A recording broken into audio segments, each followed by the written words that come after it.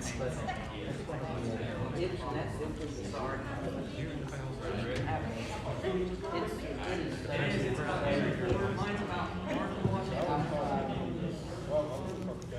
is 6 p.m. Thursday, January the 14th, 2021, and the chair calls this meeting of the Summers County Board of Education to order.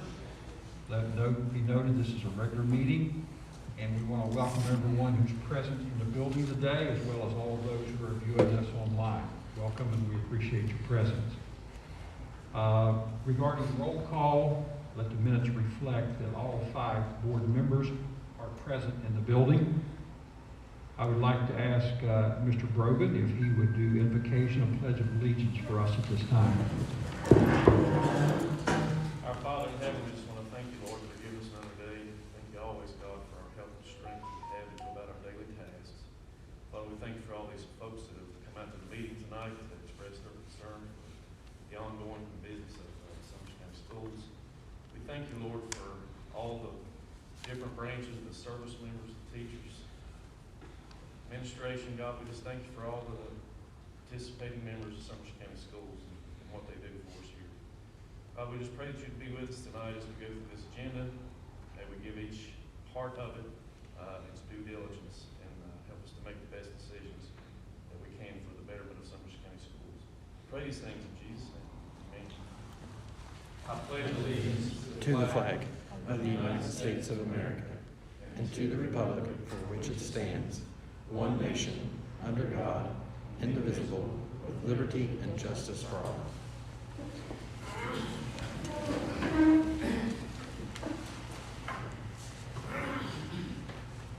Item 3, approval of agenda and adjustments. Is there anything that needs to be stricken from here, Mr. Warble? No, sir. Okay.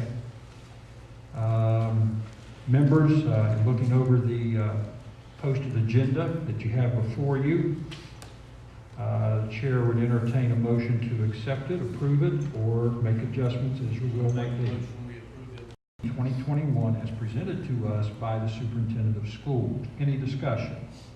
All in favor, please say aye. Aye. Aye. Opposed? Abstaining. The minutes should reflect that this board has approved the agenda with the 5 votes in affirmative. That brings us to item 4, which is public comment. We do have a public comment by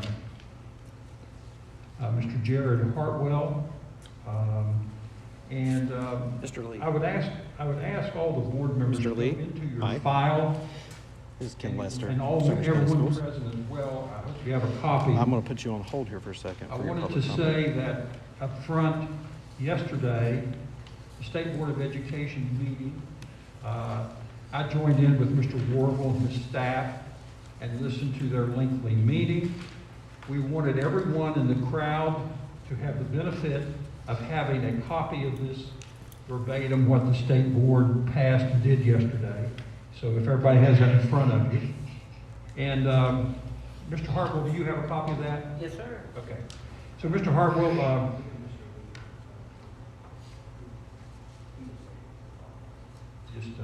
when we finish these, he will call. Mr. Hartwell, you have 3 minutes.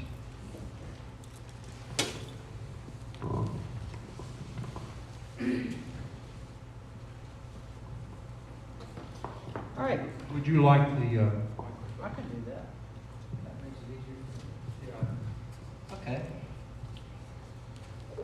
So my name is Jared Hartwell. I'm a teacher at Summers County High School. I want to share a brief anecdote with you about Summers County's plan for the second semester. It's called Education Island. Stick with me on this, please do. Since the beginning of the school year, everyone in our county has been on a very large cruise ship. Stick with me. Between that cruise ship and Education Island are shark-infested waters. Once again, stick with me, hear me out. As of January 13th, these COVID-19 sharks have attacked and killed 18 people from our ship. 18 more are currently hospitalized because of shark attacks. We know that there are 261 active shark attacks happening right now. And there have been around 613 total shark attacks. Each day, teachers and service personnel jump into the COVID-19 shark-infested waters to visit Education Island.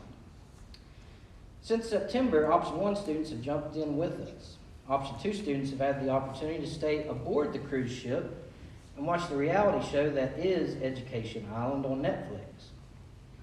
Many of those students have watched every single episode, and a few of those students and their families never even turned on their TVs. The most important thing, or what should remain the most important thing, is that all but 18 of us are still on the Summers County cruise ship. The proposed plan for second semester expects more students, as many students as possible, to jump into those shark-infested waters. In addition to forcing more students to swim to Education Island, we are even taking the Netflix option away. Now we are making them tune in and watch Education Island on TV, on live cable TV. As if COVID sharks that we can see aren't frightening enough while we're swimming over to Education Island, we also have to be cautious of the invisible sharks. Sometimes these sharks don't attack right away. There's no way of knowing how likely they are to attack our students. The worst thing about the invisible sharks is that they can latch onto our students, teachers, and service personnel without us even knowing, and we can take those sharks back to our cruise ship, where they will then attack us along with our grandparents, our families, our loved ones, and everyone on our community cruise ship. Last week and this week, many of us received our first vaccine shot, which is similar to being handed a life raft to take across the shark-infested waters. However, we don't receive the second shot, which is similar to the air pump to inflate our rafts, for another 4 weeks. No students have been given a life raft. None of their families, except for a small minority, have life rafts. As much as I'm thankful for my deflated life raft, it seems irresponsible to take it into shark-infested waters. We would all love to swim over to Education Island when it is safe to do so. At this time, making drastic changes to our plan from last semester, which will force more people into the COVID-19 shark-infested waters, does not make a lot of sense. Can I just finish up right here? Are you close to me? Yeah. Sure. Go ahead. A lot of great things can happen on Education Island, but are we willing to throw our children into the shark-infested waters? Are we willing to jump in ourselves? Without a doubt, our teachers and service personnel are willing to do whatever it takes to get us all to Education Island. We dive off the cruise ship right into those waters each day for our kids. But after the shark attacks are over, when we are looking back on COVID-19, are you willing to say that this plan is the safest possible way for us to get there? Superintendent Warville and the Summers County Board of Education members have to make those decisions for us, and those decisions are up to you. Thank you. Thank you.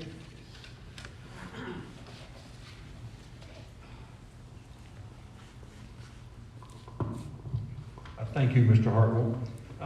At this time, we have a statement that's going to be made, a 3-minute statement by, is this Dale Lee? And I'll let, say hit the mute button here. Yep. Okay. Mr. Lee, can you hear me? Yes. I'm going to hold the microphone down, and hopefully we can pick you up here, and then we'll see. So give me a test 1, 2, 3. Okay, test 1, 2, 3. Everybody hear that? It's okay? Okay. They assure me, Mr. Lee, that you are heard, so you have 3 minutes, sir. Okay, thank you, and I appreciate the opportunity for you all allow me to speak, and particularly allow me to speak virtually to you tonight. I come to you on behalf of the educators of Summers County and the members of the Summers County Education Association to remind you or to encourage you that you indeed are the ones who need to make the decisions about the safe return to school in Summers County. No one knows the county better than you and the educators and the health people here in Summers County. So I urge you to join me with our educators and our health department to continue to follow using the CDC guidelines to ensure that the safe return of our students in school. As you know, we fought the manipulation of the map, and our fear is that there may be continued manipulation to try to force people to go back when it's not safe. Our educators, our students, and the families deserve the safe return. We're close. We're with the first round of vaccines starting to be given out, and hopefully those can continue in the next couple of weeks to get the educators their first dose. Why rush things now? It's important that we stand strong in saying that our locals are the ones who make the decisions on what's best. We know how much you care about the students, and all of us agree that the best possible scenario is to have the students in person with our students. But we also have to care about the safety. We have to look at the safety. Many of our grandparents are the caregivers for their children. We have to look at their safety also. This is a matter of the state board overreaching their bounds. And I'm asking you, as the Summers County Board of Education, to work with your educators, work with the health department, and follow the CDC guidelines, and you decide what the safe return to school is. I also want to thank the educators who are working beyond what anyone would believe. They truly are the heroes in this, and we will continue to get our kids where they need to be. This is not a problem of just West Virginia. When I hear that our students are falling behind whom? This is not just a West Virginia pandemic, it's a nationwide pandemic. Their safety should be the number one concern, and we will get them where they need to be educational. We will work with you. We will continue to be with you on supporting our students and making sure that they have the best quality education. Again, I thank you for the opportunity to speak to you tonight. I hope I didn't go over too far. No, you were right on the nose. Mr. Lee, we thank you for your presentation. Take care. Thank you.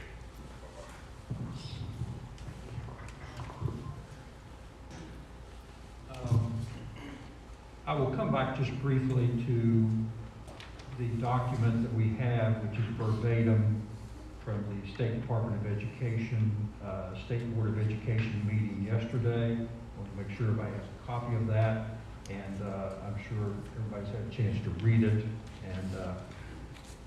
and understand it. Superintendent Warble, you have some presentations tonight. I'm going to let you take that over. Is this Jessica?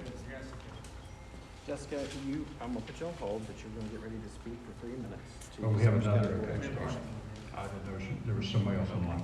My apologies, we're not two presentations. Who is this? Jessica Moore.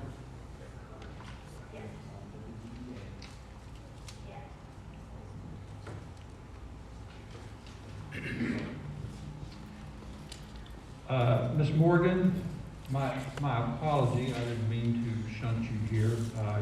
You have 3 minutes, and you're with, is it AFT or WVEA? I'm with WVEA. Okay, WVEA. And we have 3 minutes, and welcome to our board meeting, and I'm going to get the microphone down here for you to begin. You may begin. Okay, thank you. Again, I'm Jessica Morgan, and for the past 3 years, I've been staff for WVEA, but before that, I was a special education teacher.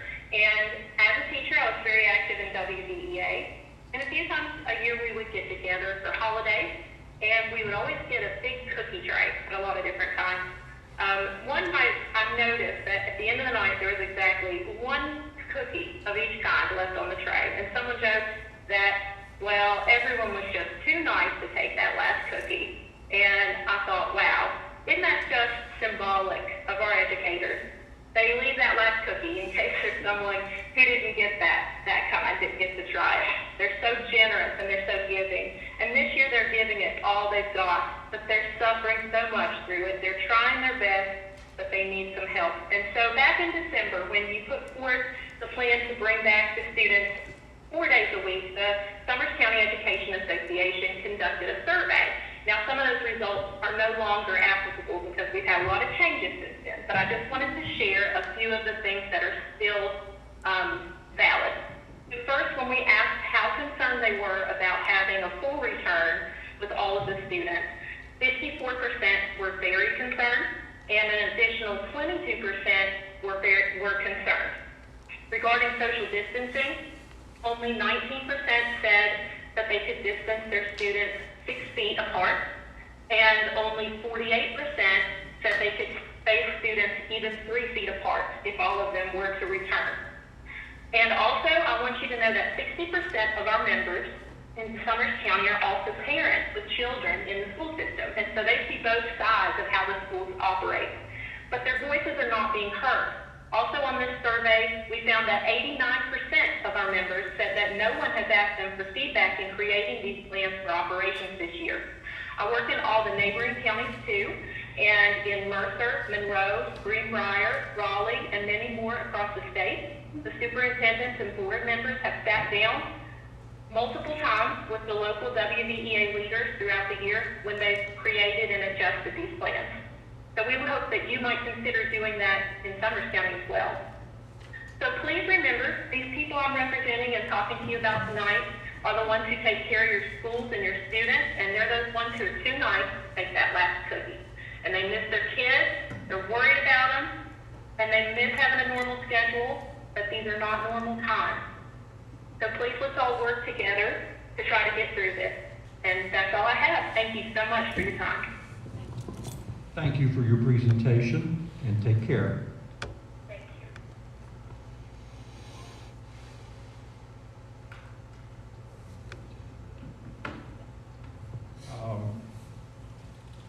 And speaking on behalf of the board, I don't think at any time I or any board member or the superintendent ever intended for any plan to be put out that would put children in 3 feet spacing or anything less than 6.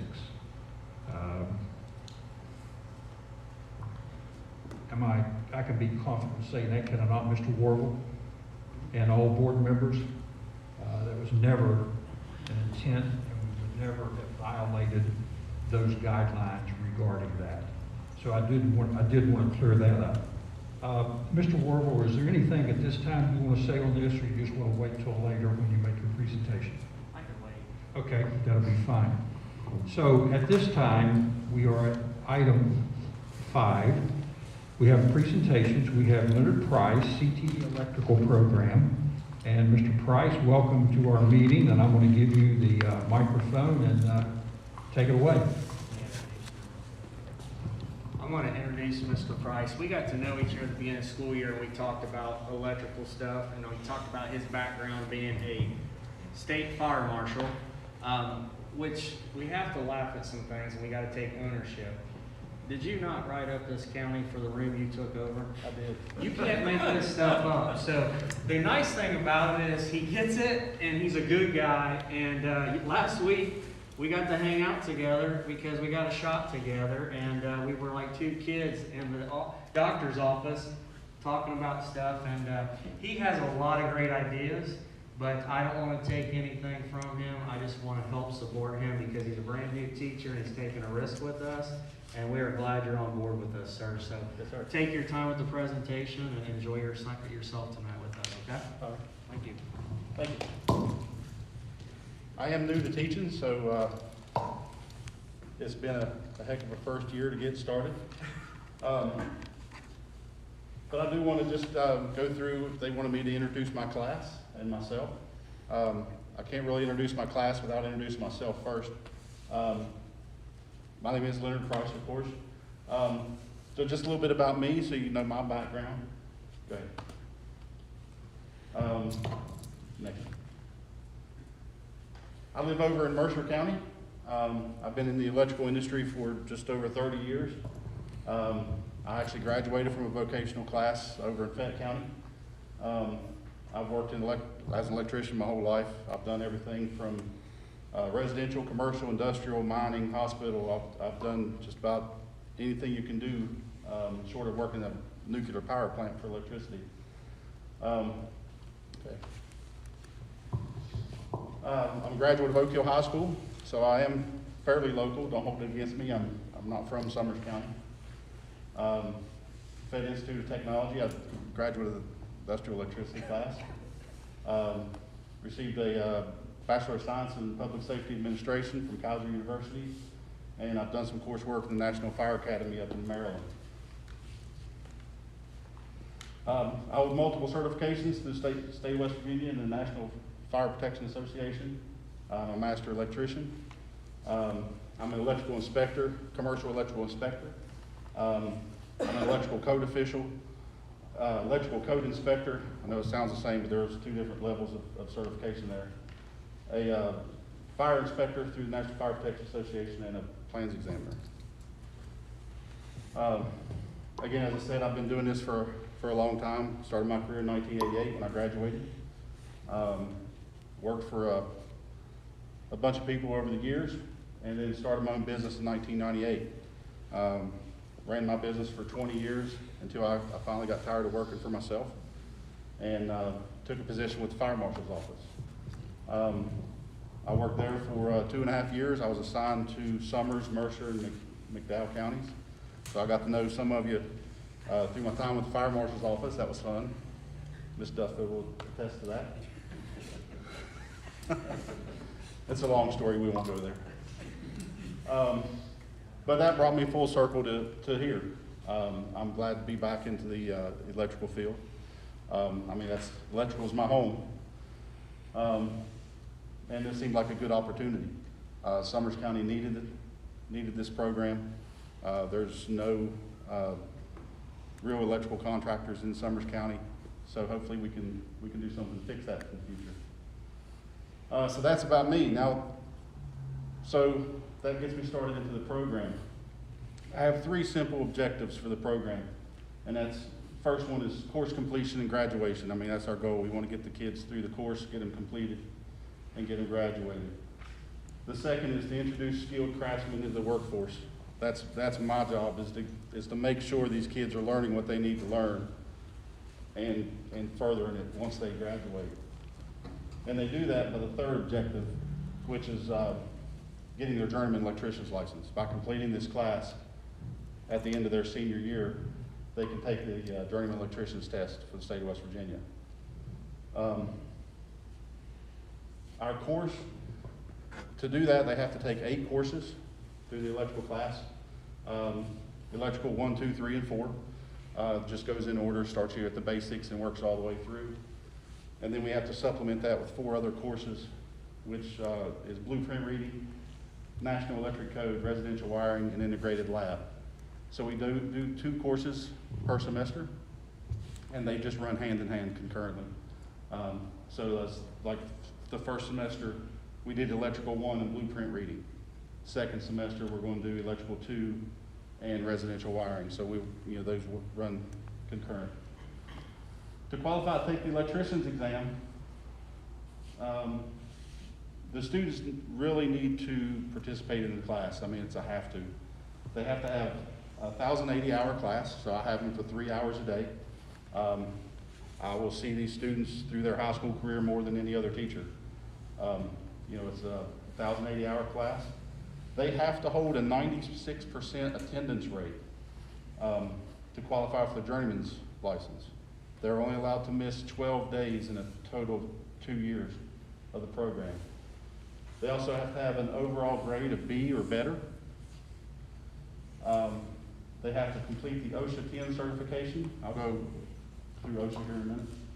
They also have to take the NOCTI competency exam, which is a written assessment that they have to take at the end of the class.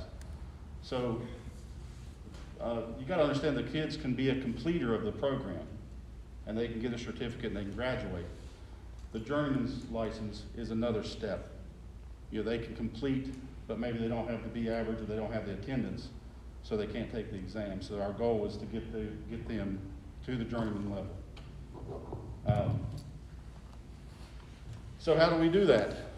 That's what y'all tasked me to do. So the board hired me in July, and go ahead. And I inherited this. I apologize. Thank you. And it is funny, as Mr. Warble said, go ahead to the next one. That was the classroom, you couldn't even walk through it. It was terrible. Go to the next one. This was the shop. I actually did, as a fire marshal, write the shop up 2 years in a row. Little did I know that I would be the one cleaning it. So that's my punishment for writing it up. But spent a few months cleaning this shop up. Not just me, but there was a lot of folks helping, including the students. The students pitched in and helped a lot. They filled up more than one dumpster out back. Go to the next one. So just again, the shop. It was quite a disaster. I was really frustrated. Mr. Hudgens can attest to that. I went to his office a few times, pretty frustrated with the shop. Okay. As we started going, the classroom, the shop, everything was getting cleaned up, fresh coat of paint. The class was brand new, so I had to start from the very beginning. I had nothing but 4 empty walls. We had to order tools, materials, textbooks. I was a couple of months getting textbooks.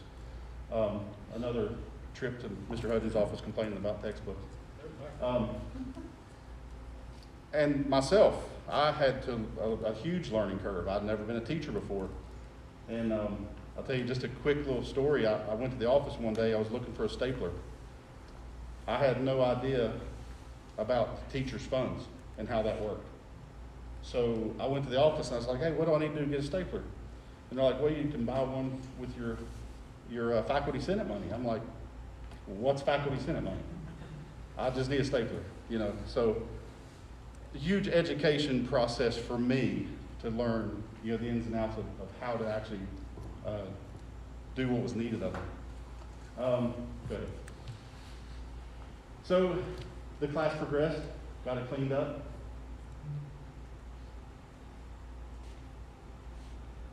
Keep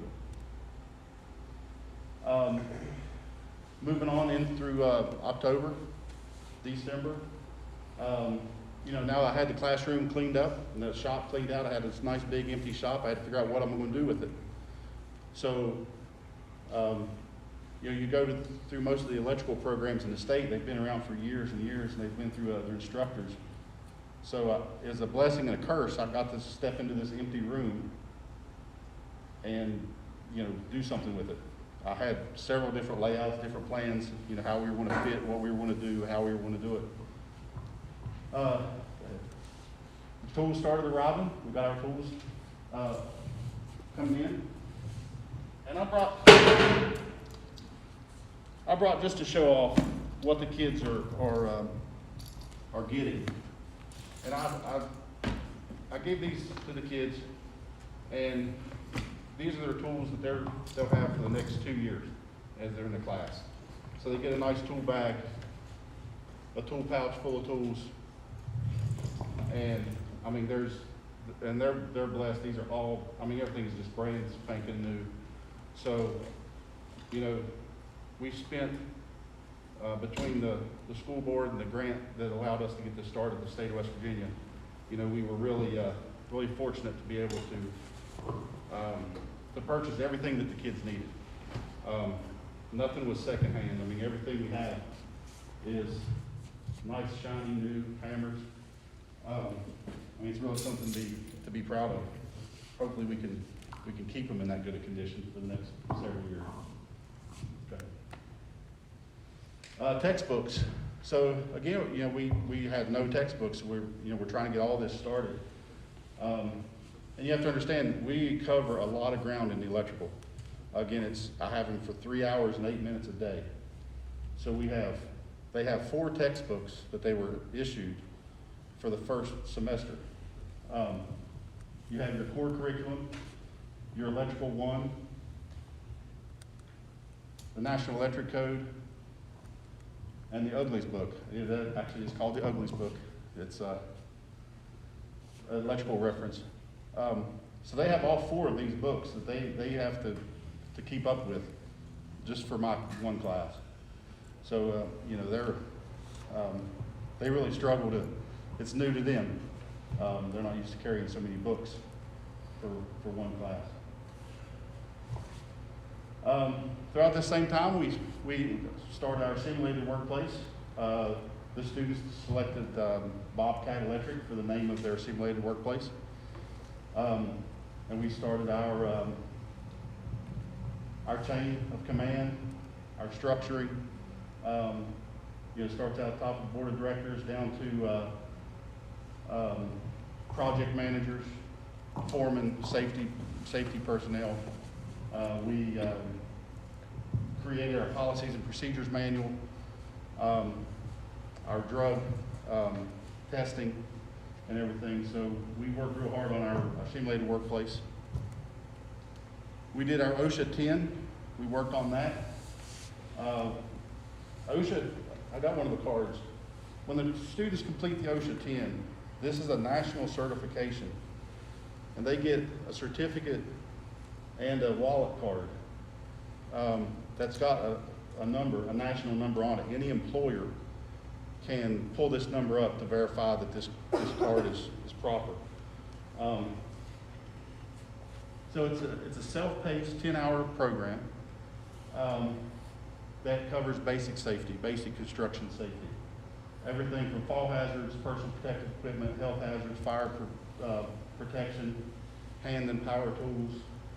And then each module, there's about 12 modules total. They have to pass each module with a 70% or better to be able to move on to the next module. If they don't make 70%, they have to take it all again. So it is a long 10 hours. Most of the students took about 12, 13 hours to do it. The great part of this is we already have 5 of our 9 students in our electrical class that have completed it and have these cards. And that's an amazing feat for the first semester.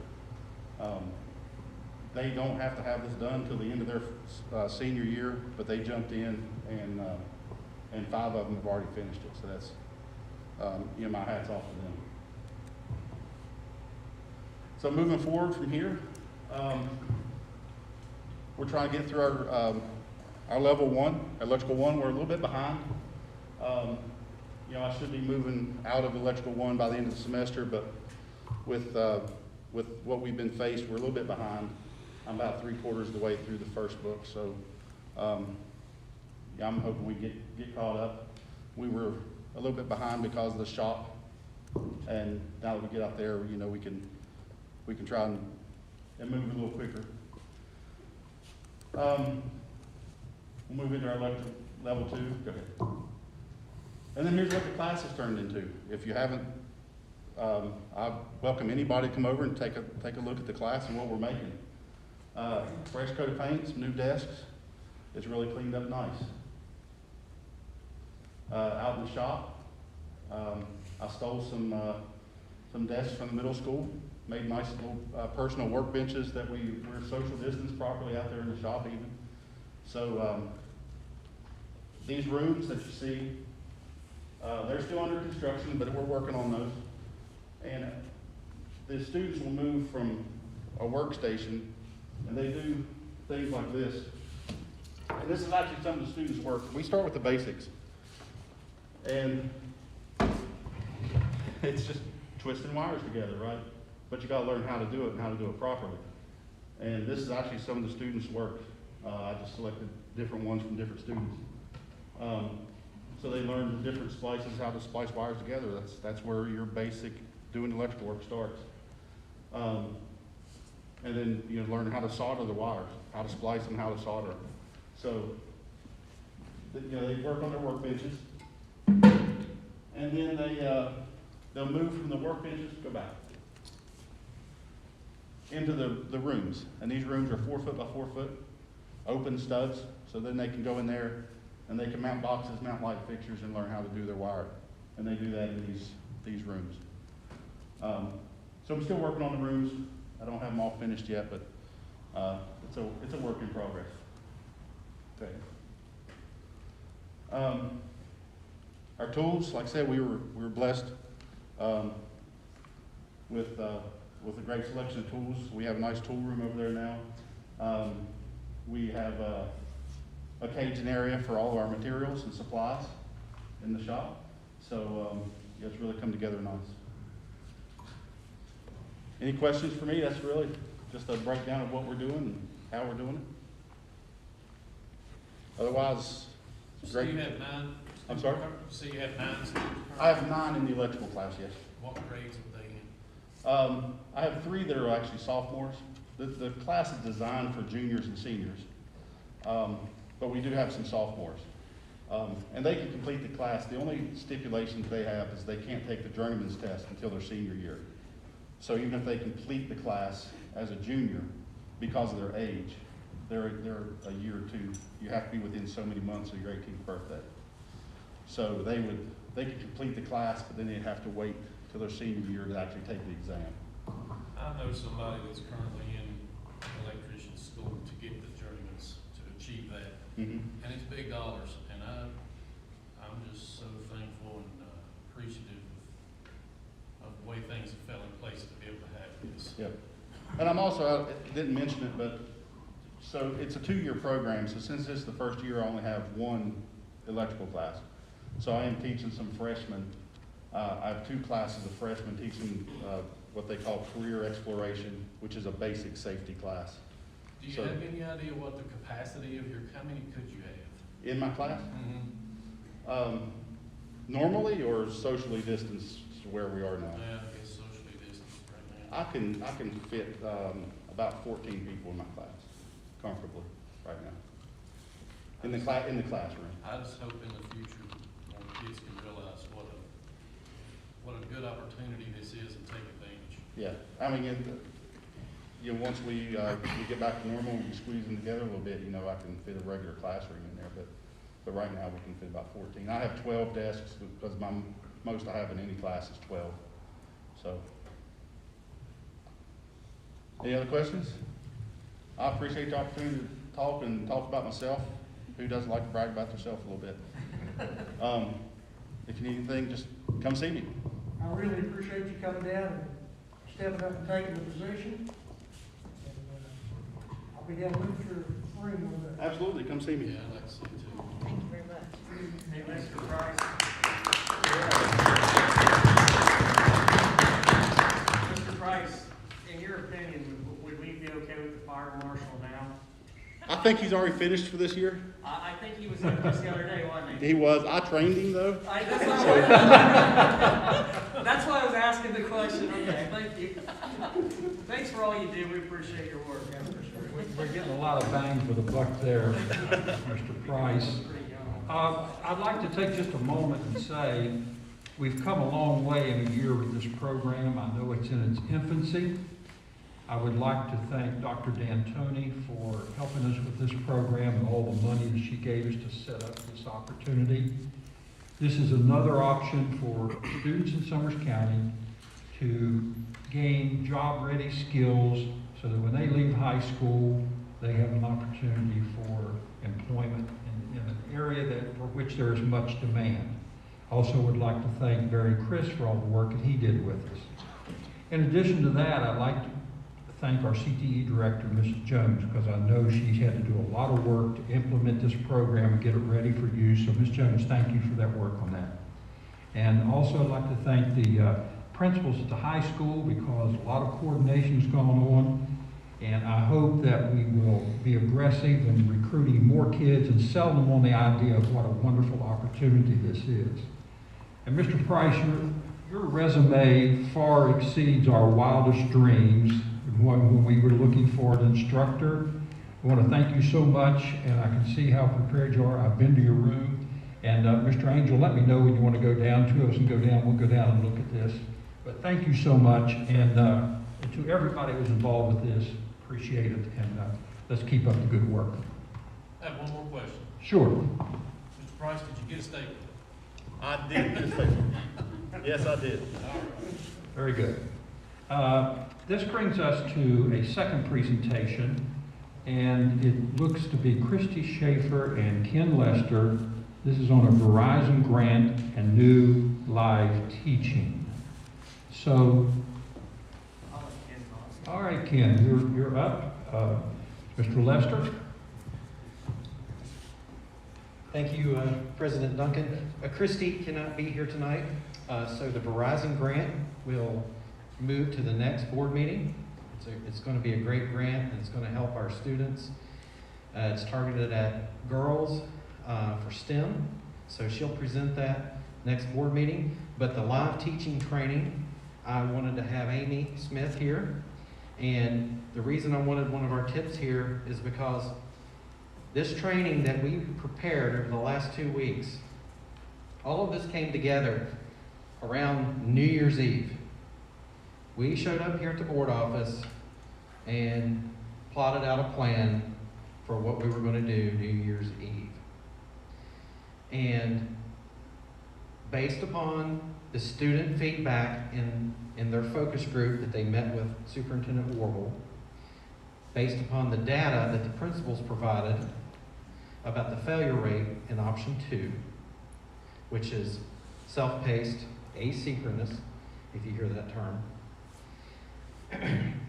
and then based upon the parent survey returns, option 2 continued to get lower scores than the other options.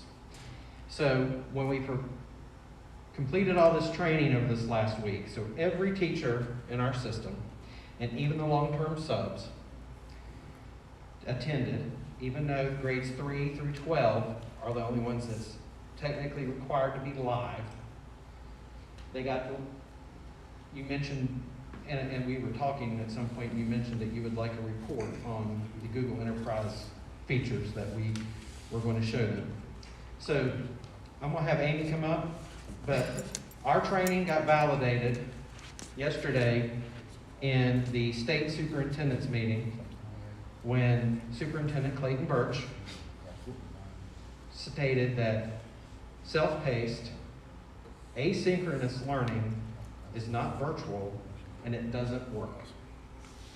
And we were already on the right track. So I'm so glad that we had a chance to do this training, and I'm so glad that our kids are going to have a chance to be live and we can put eyes on them. And I'm going to turn it over to Amy. Good evening, Board of Education, Mr. Warble. We've just kind of pulled some pieces of what we had trained the teachers with, and this was our agenda that we had to do. We've been in Google Enterprise in the Google G Suite of things for a year plus a little bit more, and our teachers had really gotten into it, and a lot of the work that was done, when we were in COVID in March, a lot of the classes were able to go on because they'd already started working in the Google Classroom. But when things changed and we saw that option 2 wasn't doing too well by itself, that it was lacking some live instruction, the ability for the students to be able to interact at home and in the classroom as one entity, being at home, being in the classroom at the same time, and everything working out okay. So the board approved and we purchased Google Enterprise, which was put into place over Christmas break. So we didn't really have a lot of time to play in there and find out everything, and it was a real crunch to get everything in. But it was a great thing that we were able to get everything done, given the two weeks that we were remote because of the governor. Then we were able to get all the teachers trained, and so now on the 19th, everybody should be ready to go live with their classes. And we talked about an overview of how the teachers needed to teach the platform. And go on, Ken, let's just roll through it. Some of the kids have not been on Google Meet with their teacher. Their teachers probably have, but only a few students were jumping in and jumping off, and now everyone will have to log in. And whether even in the classroom that are there, it'll help with pulling everything together into making things, so that everybody's in the classroom again. There's things that you do. You all have been, I've seen you all as part of Zoom meetings. You understand the importance of muting and unmuting your mic and how you sometimes forget, and turning the camera on and off. One of the great features in a Google Meet is that you have a raised hand feature. And so if you're at home and you have a question for your teacher, then you can click that and it'll ding on the teacher's machine, so the teacher will know that you have a question and can answer your question, just like he or she would in a regular class. And one thing to remember, these teachers are going to be mobile. And you're going to say, how are they going to hear that ding? We're providing every teacher a Bluetooth headset with a mic so they can be mobile in their classroom, still hear feedback from the remote students, as well as interact with their teacher or their kids in their class. A lot of these things are pieces that are inside of the platform. Something that was really cool and new that we got with the enterprise by, stepping things up a little bit with Google was breakout rooms, which you have in Zoom also, but their ability for a teacher to do like cooperative learning. And if you have your kids in class, everybody is one-to-one, then you could even pair people, or just let it randomly choose, and you'd have people at home in a group with somebody at school and interacting and working together, and the teacher can jump into these breakout rooms, cooperative groups, kind of like when you, as a teacher, you walk around the class and listen to what the kids are doing. Same sort of thing that you can do while you're virtual and online. There's also polls. One thing about the breakout rooms is they're not recorded like the general session. So if you wanted to handle a discipline issue, a breakout room is a good option to do that in.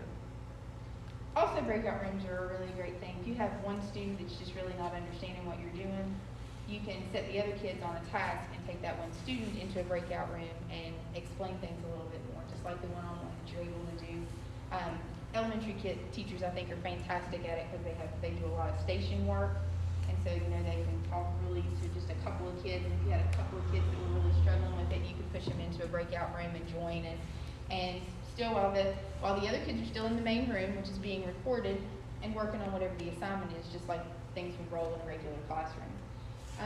There's the ability to change background and change layout, and all of these things are really important because if you would get onto a Google Meet immediately, there'd be a lot of different things to look at because everybody would have a title. But by changing the layout to a spotlight, then whomever is speaking is the one that you get the full view, and the person that's speaking will be the teacher.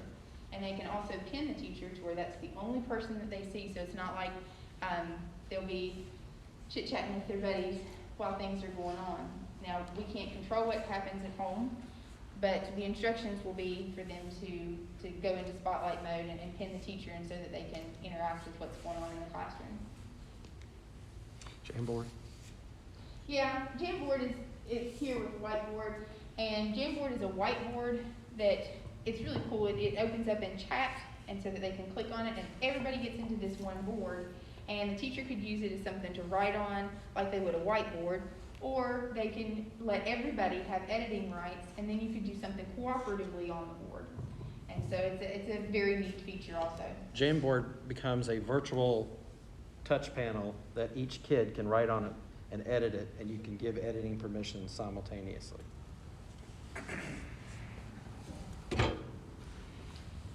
Okay, and then, it's important that the teachers teach the expectation of the class. At the beginning of the school, we all have procedures. Teachers teach procedures at the beginning of the year for sometimes 2 or 3 weeks. Where do you go when the fire alarm rings? How do you exit the building? How do you, in my classroom, how do you get permission to go to the restroom? Teachers have procedures. And so it's important that teachers teach the procedures for their online classroom also, and that they be pretty much the same as what's in their regular classroom, because what this is doing is tying everything together so that kids can feel like they're in a class again, and that they can get the live instruction that's been so lacking in what's been going on so far. This is a public service announcement that will be posted by the teacher at the beginning of every Google Meet into the chat, and I'm going to read it. I don't usually read things, but the words are kind of small. Please mute your mics.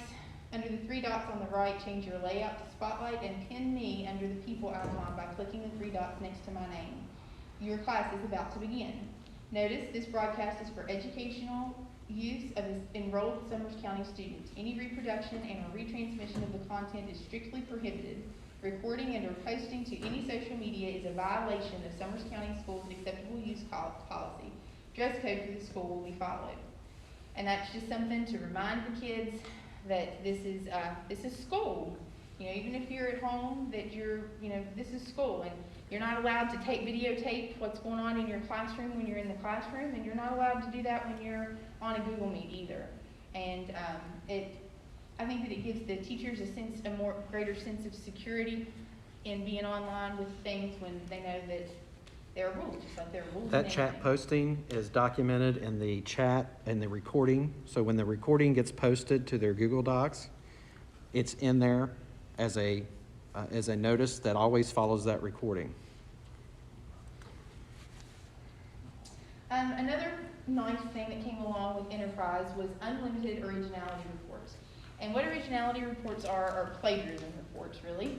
Therefore, a teacher can check a box when they make an assignment, and if they were writing a research paper or an essay of some sort, what Google will do is it'll take it and it'll check it against things that are on the internet, and it will also check it against other students in the classroom.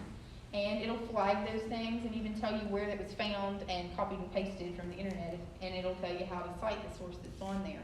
And so it's a really fantastic tool, but before we only had 5 uses of it for the whole year. And now anybody who wants to use it has unlimited use of the originality reports as part of the Google Enterprise purchase. It can do OCR, so it can read typed text and search for that for plagiarism. If you notice at the bottom of the slide, it says from Training Tips Classroom. Every teacher was enrolled in a technology classroom, so they have all these resources they can go in. Just like they have a classroom for their students, the teachers have a classroom for themselves for technology. And inside of the classroom, we have put a short video and written documentation of everything that we went over that day.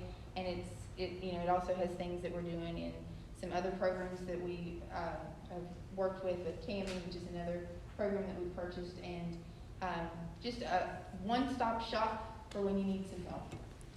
One of the big complaints on our surveys was that parents and students were frustrated because everybody set up their Google Classroom differently.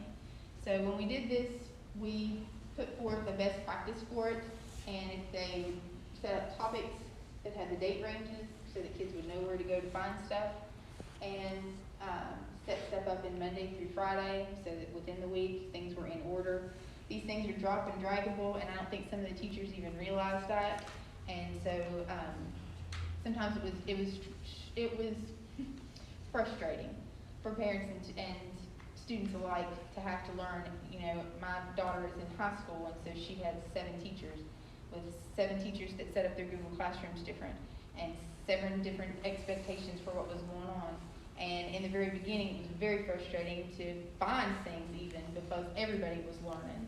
So by putting forth a best practices, then hopefully we're looking for some more autonomy throughout the county so that parents can look at it and say, oh, I know exactly where things are and what I'm looking for and what the date is for things. And that overview video, I just want to speak to that really quick, is 30 seconds at the beginning of the week that the teacher could get on and say, hey, maybe they do it on the weekend. Emily had a teacher that did it on the weekend and said, hey guys, I hope y'all are having a great weekend. This week we're going to work on this, and this, and we're going to take some notes and be ready. We're going to start working on a study guide for a test next week, and I hope you all enjoy the rest of your weekend, and I'll see you Monday in class. And that was during remote time where nobody was in class, but if they came onto the Google Meet, they were in class. And that's what it was. And it was made Emily, my daughter's an option 2 student and has been and will continue to be. And it made her feel connected to the teacher and that they had a plan for what was going on for that week. And she felt very comfortable with that. And I thought, that's a great thing for a student to feel like that they have a connection to a teacher, that they've never sat in the classroom before with them. They, know them because Nathan and I are teachers. But, they had no other connection to them other than that. But because of just that little 30-second video at the beginning of the week, she felt like she was a part of what was going on. And so, anyway, a best practice. So the new features in Enterprise that we can do are, these are a bunch of different things. Polls, Q&A, background, and attendance. And at the end of your meet, when you turn it off, Google does a lot of things magically. It sends the recording directly to your Google Drive, and you don't have to do anything. It does it automatically when you push stop record. It takes anything that happened in the chat, and it makes a text file of it and sends it directly to your Google Drive without you having to do anything. And it also, any polls that you might have taken or questions that students might have asked in the Q&A and the attendance, it sends to you in an email that has 3 different sheets. And on it for attendance, it has the student's name, when they logged in, when they logged out, and the duration of time that they were on there. So it's a really great piece of documentation. You know, you have a parent that comes in and says, my kid's on there every day, and you look at the duration, and yeah, he's checked in for about 3 minutes, and then he checks off. You know, that you have that in the attendance part of Google Meet. Also though, within the polls, you can take polls of things where kids can ask you questions. Nathan always thought that this was a cool thing to have kids open up a Q&A and say, okay guys, give me 2 or 3 questions that were the things that you really don't understand. And then you can upvote them. And then he said, you know, it'd be a great thing to take the top 5 of them and use them as an assessment piece. Because those are the things that the kids really were struggling with, and you need to know that they understood that. So a very cool thing. Okay, we have a Chromebook user guide that we sent home. Actually, it went home in every packet with the option to. I see Ms. Farley is shaking her head. She got one. I got 2. And had every things to help parents. You know, when just basic Chromebook tips, troubleshooting things. A lot of times we get calls and I'll get emails and texts that'll say, oh my goodness, you know, I'm really struggling with this one thing. And if we get to talk to them, sometimes we don't. And the thing is, you know, just bring it back in, we'll trade it out. And then when I look at it, before I would give it to Ken, really all it needed was to be restarted and pick up the updates. You know, so there's some troubleshooting things that are easily taken care of at home so that maybe they can hold on to their device and not have to have their parent bring it in and trade it out, which we've done lots of times doing. And the teachers also have this now, and we told them some of the magic tricks that the tips come in, and they'll say, oh, if you'll just walk in the room, the magic, it just fixes everything, you know? And now, so we've given them some of the fairy dust to sprinkle so that they can take care of some of the students in their room.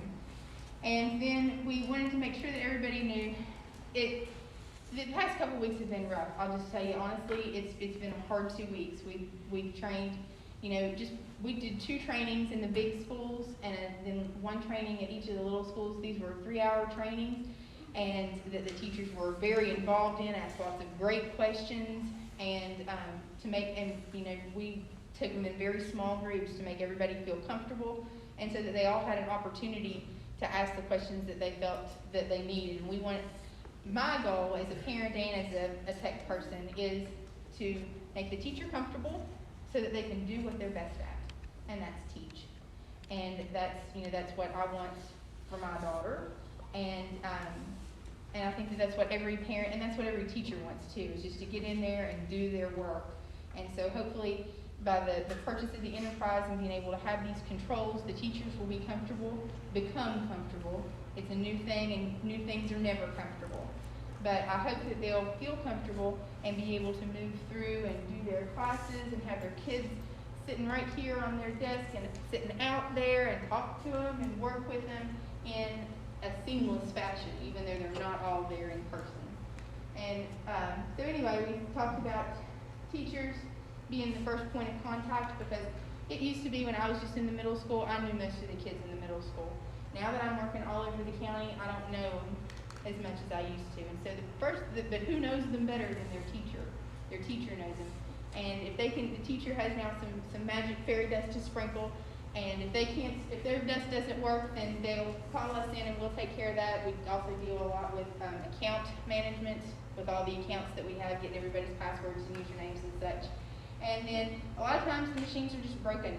We have a lot of broken screens that come back, especially when we've been off on remote.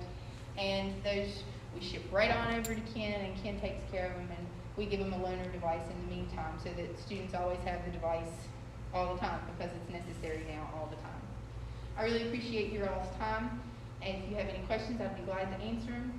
But I appreciate your support of the Google Enterprise, because the ability to record within the Google Meet and have everything go automatically really takes the stress off of the teacher to have to do a lot of other different things. Thank you very much. Thank you. You're welcome. So thanks to Amy, Nathan, and Christy and the tips work and training. The day that these teachers go live, Talcott and Jumping Branch have been testing this out, on a limited scale. But the day we go live on the 19th, Summers County will then have moved ahead of their peer counties around us in the way we deliver virtual education. And I thank you guys for helping us do that. Thank you, Mr. Lester and Ms. Smith. On behalf of the board, Mr. Lester, I'd like to say that we appreciate, because we get evidence of it all the time, we appreciate your technical expertise and your leadership on this. And I've known Mr. and Mrs. Smith and Ms. Schaefer for a long time, and I think you realized a long time ago your job is a lot easier because they are three very capable people, and I see them drilling down into this and working. So if you would thank you're the better half, I know, he tells me, but you thank Mr. Smith for me, and when you see Ms. Schaefer, thank her. What we've had with these presentations tonight is the evidence, and we want the public to see it, how we have attention being made very proactive on instruction we're giving, a new program in CT Electrical, and how we are truly integrating technology into our instruction. And that's been going on for a long time, and I think we're about to get really good at it, so thank you again.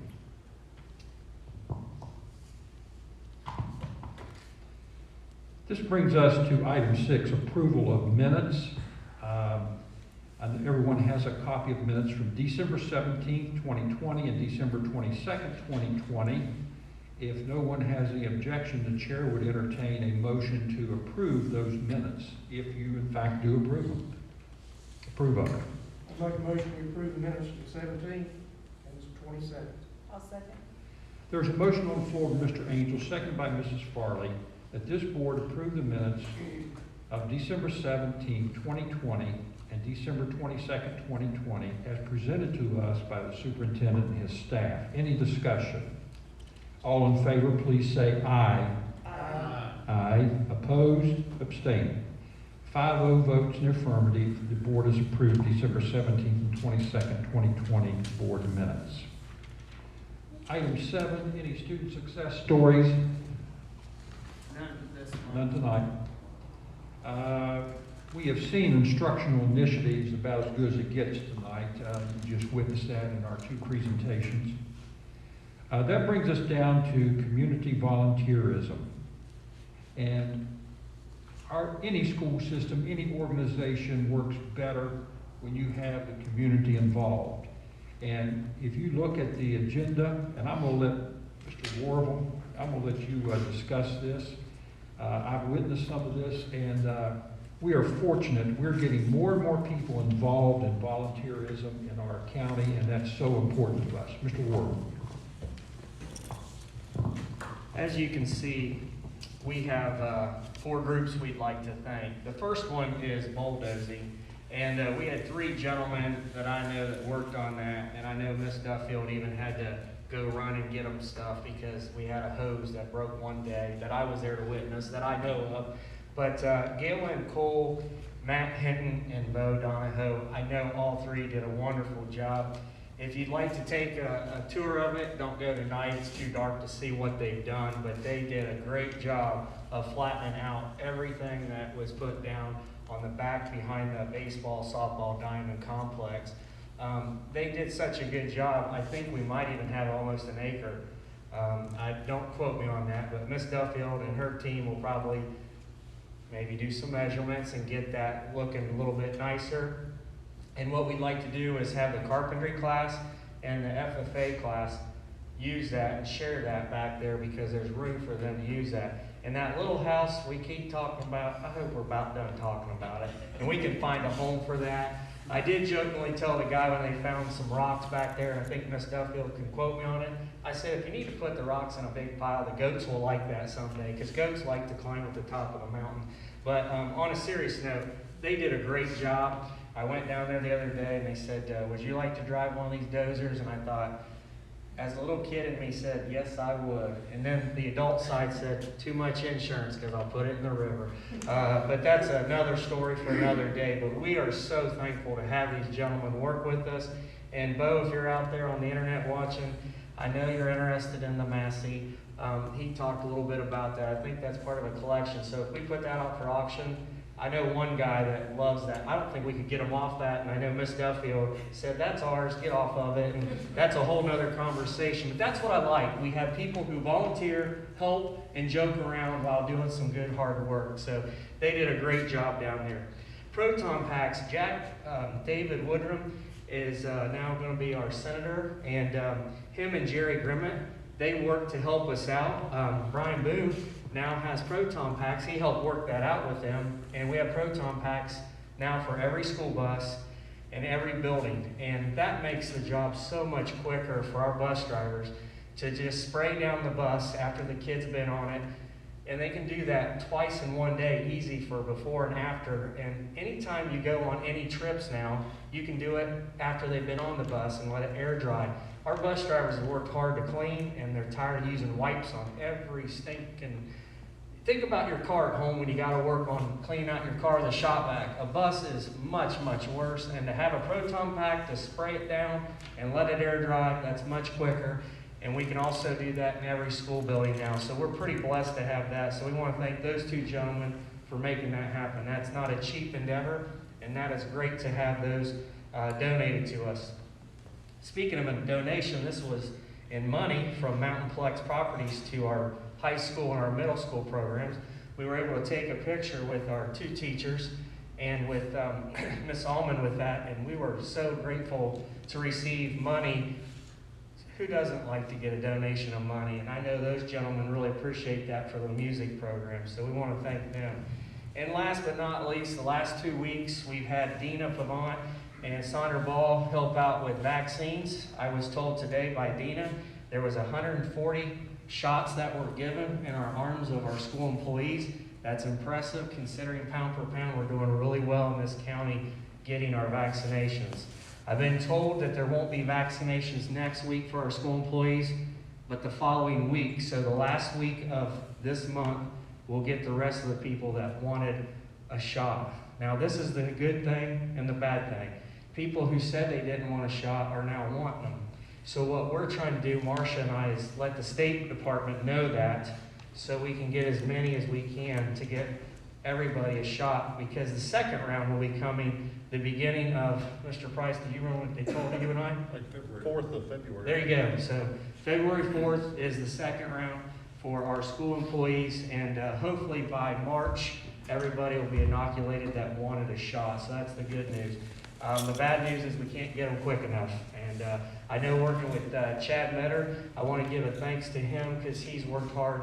He and I talked quite a bit about everything that's going on with the cases in this county and what we should do to make things better for our school system. Oh, Ken's going to show everybody here in the gymnasium and also in the internet that we have our proton packs. And if you want to learn how to use them, Brian Boone is who you contact. He will help you use those because I know him and the bus drivers, if they're anything like junior high kids, I'm a little afraid they might have a little too much fun.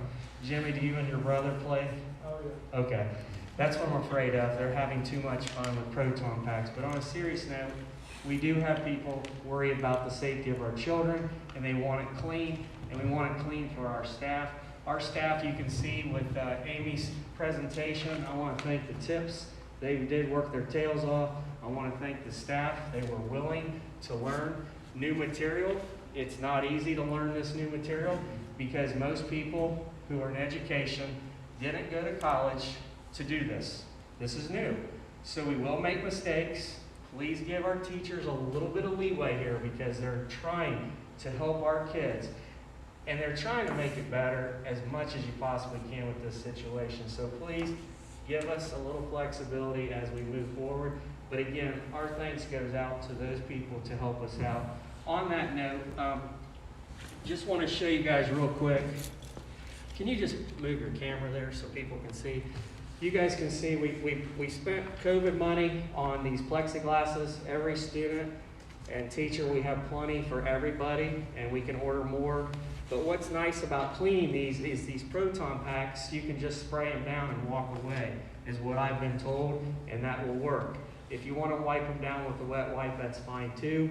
But these are going to help protect our students and our staff, as well as wearing the mask and keeping socially distanced, and also washing your hands. So we set this up so people could see what it looks like.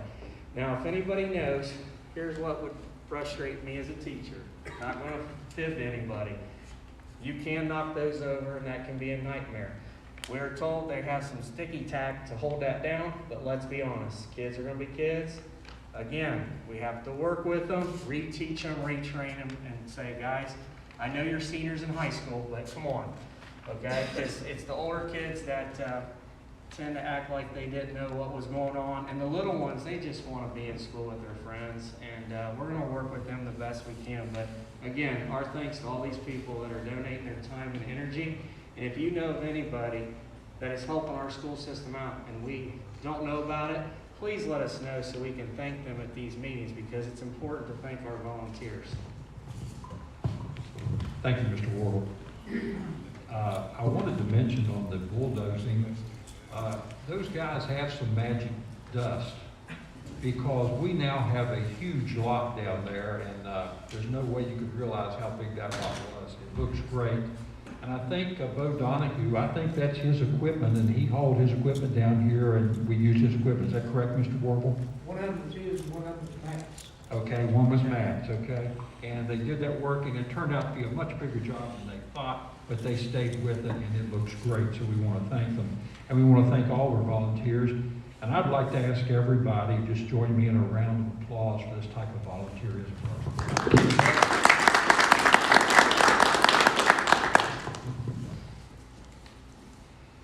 We'll now move down to item 10, approval of bills.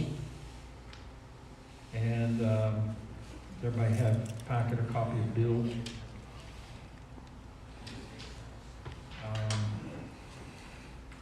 Anything on safe and sound, Mr. Brogan, you can pull out? I don't believe there's anything on McGraw-Hill or James and Law. Any affirmative vote I give for approving bills does not include anything ever that deals with James and Law and McGraw-Hill.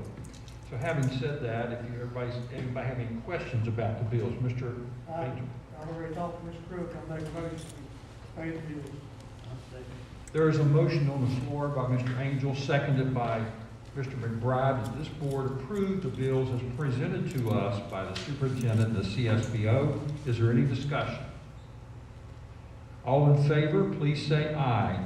Aye. Aye. Opposed and abstaining.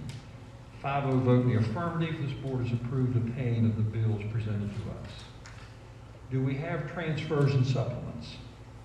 Yes, sir. None. I see we have no old business items. Moving to item 13 on the agenda, new business. 13A, approved purchases over $20,000. Superintendent Wardle. Yeah, what we have on here is you have 1, 2, 3, 4 vendors. The first one used to be the old RISA 1 and 4, now it's the Southern Education Service Cooperative. We use the CARES Fund to work with them to get proximity learning. That's the option 3 for those who need to be clarified with that.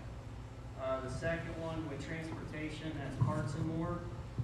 That's where the transportation fund takes care of that for any of the parts that we need for our fleet. Liberty Distributors, the $20,000 for CARES Fund. What that is what I showed you earlier, those partitions. When you get about 1,400, they're not cheap, so we're using CARES Fund for that to purchase those. RT Rogers, we're using CARES Fund to purchase items from there. If you don't mind, could I yield a little bit of time to Brian Boone to talk a little bit about purchasing a couple items in the future with CARES Act money with vans/trucks to help transport food goods. Mr. Boone, would you come forward and address the board? And here you go. We're not asking you to buy any vehicles tonight, but in the future, we're going to start looking at some vehicles. I need Mr. Boone to speak on this with vans and trucks for delivering food services to our schools. Okay, we had looked at the condition of our road van, which I'm sure y'all were aware of, it's pretty bad shape. It wasn't gonna pass it again this year for the needs that we had. And the CARES Act money has opened up opportunity for us to be able to get a van that is refrigerated, something for food service. We talked to some other counties, and they also use these in the summer programs and different things, and it meets the inspection needs that through the FDA that they have to meet to be legal to haul with. I inquired with several different of our state vendors, and due to COVID, there's a lot, they had to pull their state bids because of parts. They are custom made, they can't get them in to find them. We did manage to find one. We're gonna put them out for a bid and see if we can get some bites and get somebody, to come in and make what we need. The vans are, I think the inside capacity is like 13.5 feet. They're have a half ramp on one side, door on the other, so you can use them both with or without the ramp. It'll be a real big, it'll be a big asset, something that'll really help out the food program and the whole county for that matter. Field trips, different things where they need a refrigerated van. The other thing is we have a need for the warehouse clerk and the shipping of all the supplies and everything, chemicals, all the stuff, especially with the COVID and everything like that they're going, or they have been moving around. And with that, we're looking at it's a 1-ton truck with a dry box on it and a big lift gate, something you can drive a pallet up on and drive it onto the back of the truck. And we're putting out bids right now to see what they run and about what we can get that for. That's all. I just wanted them to be aware of, we have a van that's pretty bad, and we would like to, with our summer feeding program, it's been extended throughout the school year. What that summer feeding program means is not kids in our school system, just kids in our county, 18 and under, that we continue to feed them. And one of the vans we could use for just cooling purposes. You put cold stuff in it, you can travel around and use it for that need in the county. So it's just not with the school, it's also for any kids under the age of 18. So this is the time to look at it. It does meet the specs of where we're allowed to spend our COVID money. That is a legal move that we can do. Just want you to be aware of it, that we're looking at prices out there as we move forward. If there's any other counties doing this, can we do it on co-op? Yes, possibly. Possibly, yes. Possibly. Any other questions by any members of either Superintendent Warble or Mr. Boone? Okay, so that's something you will be bringing before us. Yes. Once you've researched or found something, and you'll be paying for that out of the federal COVID funds. Yes. Okay. And that's Very why I good. wanted Mr. Boone to come up, because he's done a lot of homework, and he can speak more intelligently than I on looking at vehicles at this point in time. Okay. That brings us to new business item 13B. Pardon?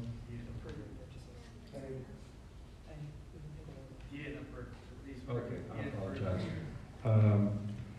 Those are the ones you went over that you need approval on, okay? Yeah, that 25,000 for RT Rogers, correct me if I'm wrong, Brian, that's for diesel fuel? Yes. Because that's what we have down, and we'll go over that later in the chart of where we spent money and where we've encumbered money with our CARES Act as I get to my presentation. So that's what the 25,000 is. I don't know that we'll spend it on diesel, but you just don't know as we start driving more buses now, as we get ready to bring kids to school. It would help if the board president would notice the sheet that you provided us. And Vice President Farley, I knew we were making a good move when we voted you in as Vice President. So, having said that, I make a motion that we approve purchases of the 20,000. the chair will second that. We have a motion on the floor by Vice President Farley, seconded by the chair, that this board approve the purchases over 20,000 that were presented to us by the superintendent, and everyone has a copy of that, and we've gone over those. Is there any discussion? All in favor, please say aye. Aye. Aye. Opposed? Abstaining. 5 votes in the affirmative, this board has approved the request for purchases over 20,000 as presented to us on January 14, 2020. Now, we are at item 13B, new business, discussion and possible action concerning reentry and/or remote learning. One of the things I want to say initially on this, this sheet, is there any place online where this could be viewed, Mr. Warble? Yeah, it's on the State Department's website. If you go to the State Department website, you can see this document we have. This is a ruling, a motion, a second, discussion, and passed by the State Board of Education yesterday. They must have spent close to 3 hours on this one item. We listened to it. This is verbatim. And of course, we all have superiors, and this has come from the State Department. We looked at it carefully. And so having said that, I would encourage anybody who wants to know exactly what's on this form, please look at it, because it's a form we have received as a directive from the State Department of Education, as have 54 other counties. So you can go on the State Department of Education website, you can view it in its entirety, and we have copies here.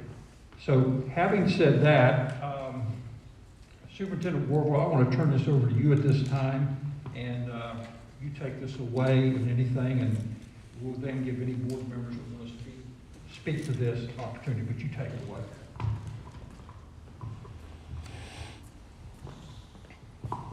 I think most people in this room and also out there in the virtual world listening in, this has been a very, very trying school year for everybody. We started out with Accept the Challenge. We tried to stay ahead of the game by getting people together as soon as I got hired to ask people their input. We've worked on a A-B schedule where you have half the alphabet on Monday and Tuesday, the other half on Thursday and Friday. What we're going to do is just continue to do that. The only difference that we have from the State Department is if you're a 9th through 12th grade student and you are a red county, then you are going to stay at home and work remotely, and the rest of the school county will go to their school building.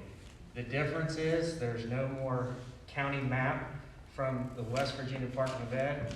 There's only a DHHR map.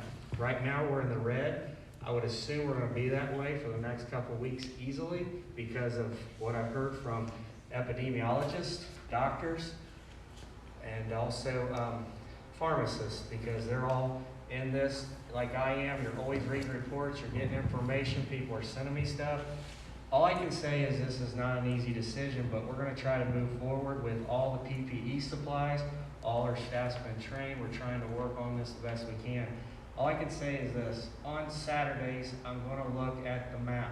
On Saturday, if it's red, we're going to go with red the rest of the week until I see that it's changing. Other than that, we're going to have to move forward with what the recommendation is from the State Department and what Clayton Birch said, and then Dr. Marsh, the czar, and Dr. Amjad have said from them that our students that are younger, they haven't done tests yet on vaccines for the kids under the age of 15. The reason why they're going with 9th through 12th graders not coming to school is they're more like the adults in this room, where you have more of a risk of actually not only getting COVID, but transmitting it to one another, versus the younger kids who don't seem to be transmitting it back and forth to each other. They're more asymptomatic. Having said all that, there's a lot of stuff that's coming out that we're trying to listen to all the different viewpoints. The only thing I can say is we're trying to move forward with making the schools as safe as we possibly can.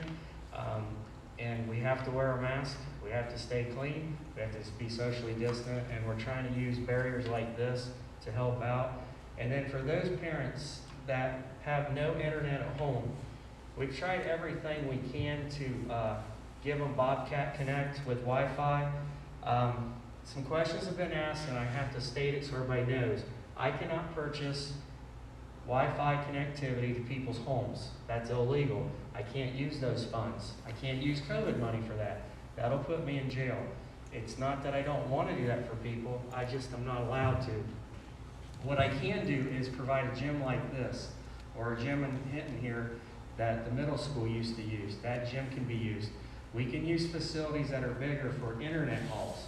What that means is if you're a parent and you have no internet and you can't get to those Wi-Fi, you can come to school and we can put you in an internet hall and socially distance you, and you can have your headset with your mouthpiece and you can connect what Mrs. Smith talked about earlier to try to make it better. I'm not taking this lightly. We have some issues that we are trying to keep people from being harmed. I'm a diabetic of 31 years. My wife survived breast cancer. My mother-in-law has COPD. I'm the caregiver of that family. I do not go out except to work and places like Walmart by calling in or staying away, going early in the morning. I would like people to start thinking more about that. I'm seeing on social media a lot of people that are in a position that work with our children that are sharing pictures of hugging each other at parties, social gatherings, and gender reveal parties. If you do that and you come to an environment that's safe like a school, that could cause us a lot of problem for our children and also our employees. Please protect yourself by protecting others. That's where I'm coming from. So please watch your P's and Q's and work with us as we move forward. Our schools are one of the safest places in America to be. We have people that are constantly cleaning to make things better. Our custodial staff, I can tell you, is working their tails off to make this better. I know Dr. Knott and all the cooks. I have not heard one complaint from the cooks who are always asked to make food for school or to make boxed lunches. This room, before we came in, Mr. Durham said, should we move that back away? And I said, no, I want people to see what we deal with. We made this room space available, but after this meeting tonight, these tables come down and all the boxes and all the food, we do it over and over and over again. I thought Amazon and FedEx were good. I would put our cooks up and our teachers up and our service personnel up against those companies, because our professionals and our service personnel have accepted the challenge and they're trying to do their best. But please, be patient with us as we move forward. We're going to do the best we possibly can. But I want people to understand, we're not doing this just on a whim. We're trying to use studies to back this up, to work with each other.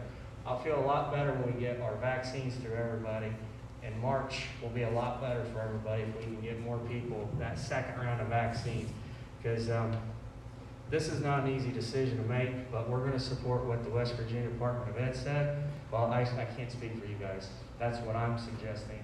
You all will have to make that decision if you'd like to continue with that. But at this point in time, I'll give it back to you, Mr. Duncan. I'm just saying that my name's attached to this, and I want to support our people, and I want to support you guys in whatever decision we make as we move forward, because our kids don't have a union representative. So I'm going to be the union rep for our kids. We need to try to get them back to school so they can have the support they need with food, safety, social, emotional. We have more children that are depressed now and having a hard time with this, and also education. I agree with Mr. Lee. Dale Lee said it best. Our kids are falling behind, but so is everybody else. But the issues that I'm concerned about is the social, emotional piece with our kids who don't have someone there for them.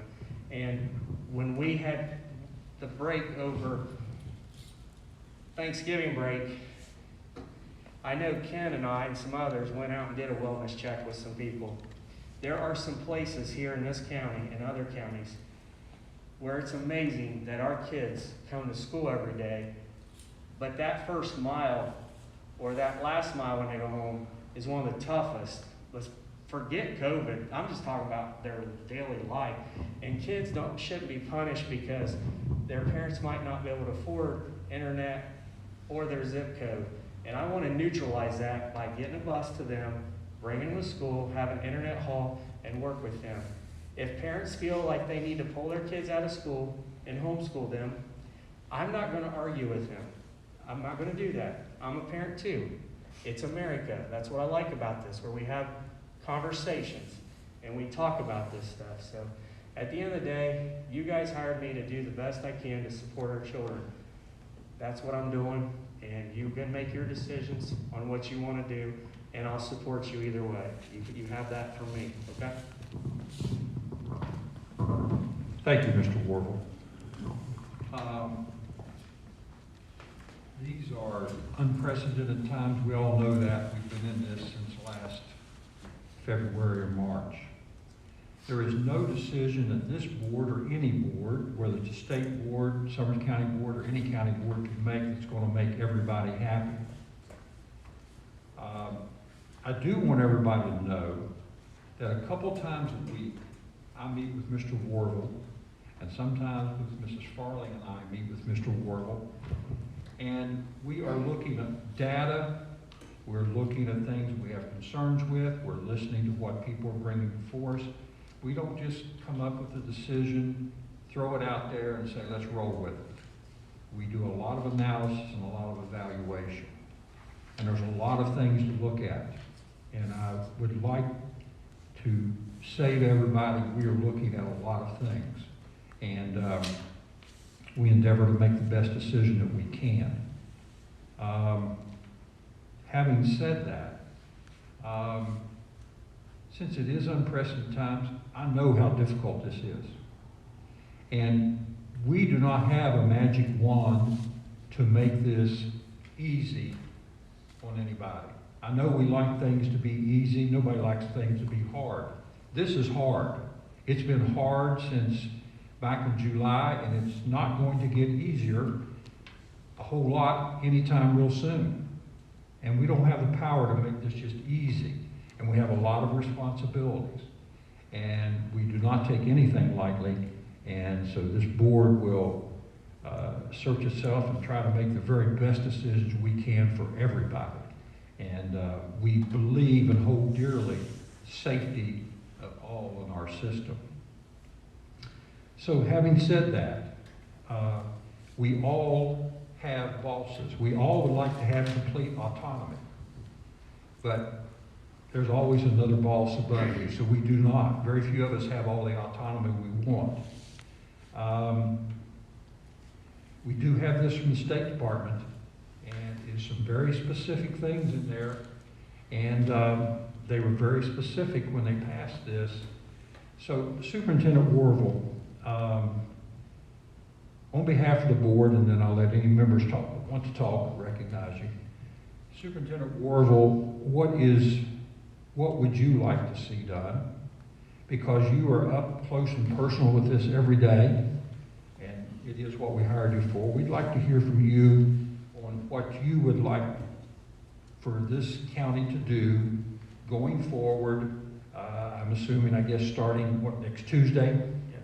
And so we'd like to hear from you what you think right now is in the best interest of Summers County schools and all of the stakeholders. We'll just start with what the governor said, and the state superintendent and the State Board of Education is starting next week with in-person learning, if we can do that. For the high school, it probably won't happen next week because the map's red.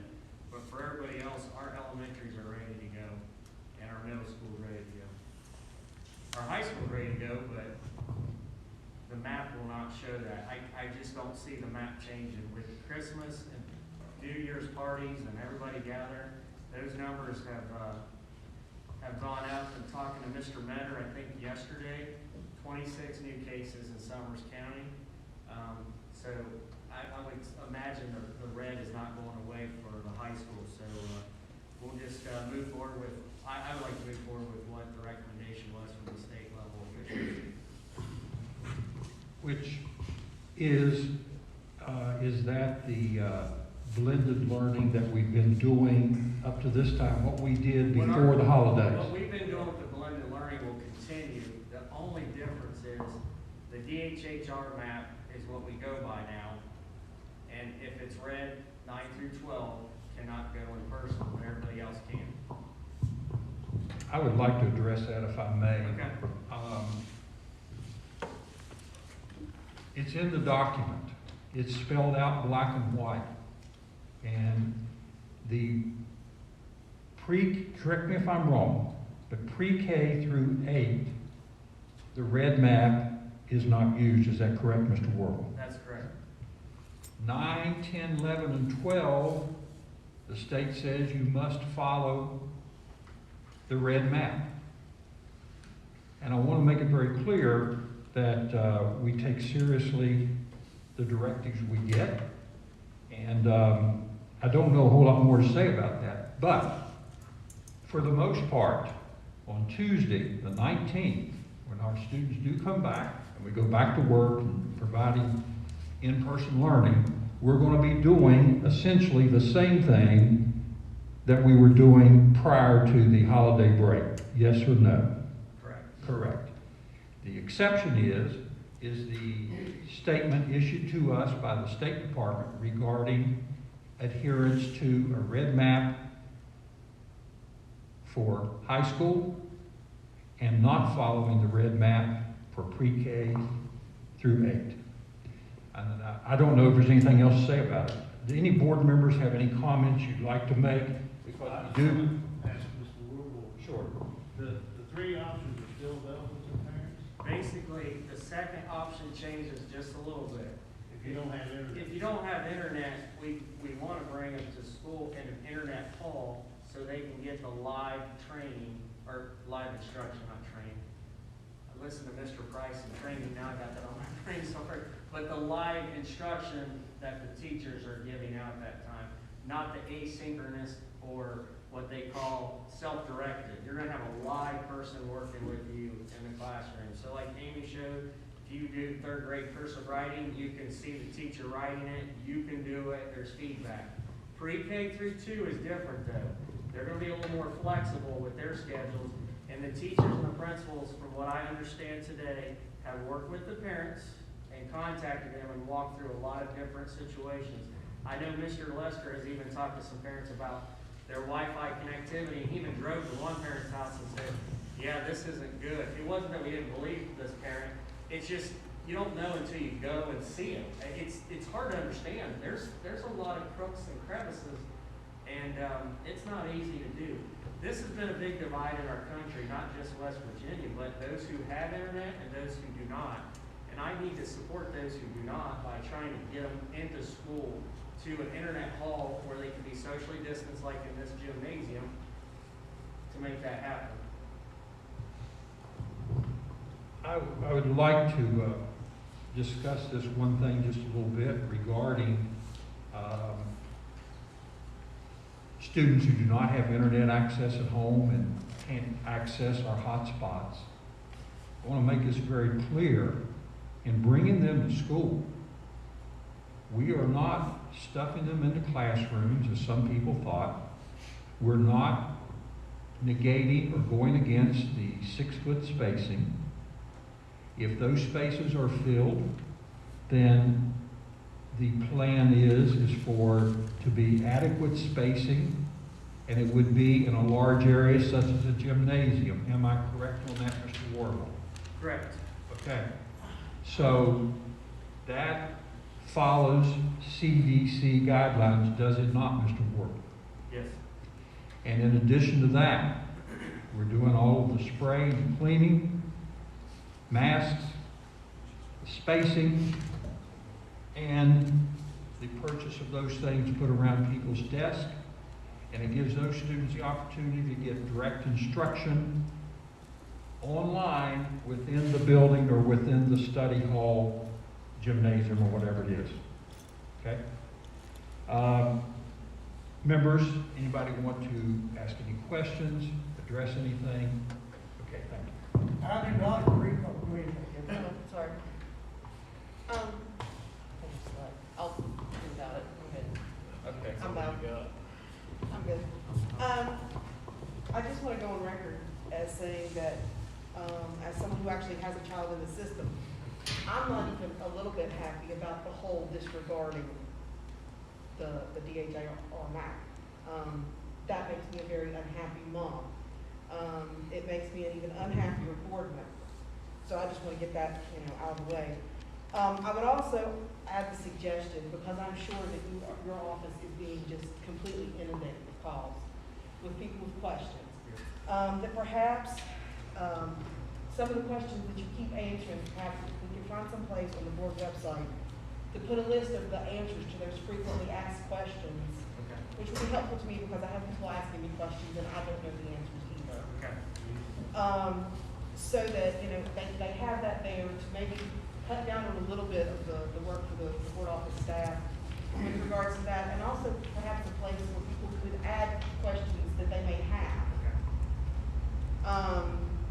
So that as we go along, information is key, and we need to keep those lines of communication open.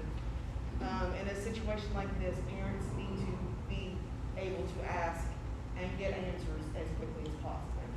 That's just my personal. Mr. Angel. I definitely do not agree with it. I don't think we have any choice. I feel sorry for the kids. Before they even come in with bread, there was a whole lot less people infected than they are now. Now there's no regard for it. They'll let them come anyway. But that's the governor's call. He's got to live with it. I'll be praying for every one of them, and for the teachers. I hope nobody catches COVID. That's all I got to say. This board in no way discounts fears of any people regarding this situation, and that has gone back all the way to day one, the day schools were closed last fall. We're cognizant of this, and as I said, we're meeting and talking about it all the time. And so we will do what we've been doing, and since before the break, with those couple of adjustments regarding the map as presented to us by the state board. Is there another member like to say something? I'd like to go on record too, saying I don't agree with it either. I think it's irresponsible, at least, to disregard the math. But we didn't make the decision. That was the governor's decision. And if you want to keep your kids at home, you still can.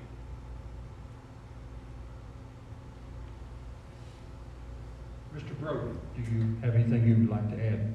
I think the people that were contacting me were very concerned that we were going to throw the alphabet thing out and send everybody to school at the same time. So I feel like that should put some minds at ease that that's not the case. That's all I've got to say. That was one of the biggest concerns that I was hearing too. Yeah. Yes. Everybody's gonna go. So hopefully that will ease people. There is something that I want to read from here. It says, counties are encouraged to resume in-person instruction 4 or 5 days per week on January the 19th. That was the encouragement that was sent out to us. They did give us another caveat where we could continue doing what we have been doing all year.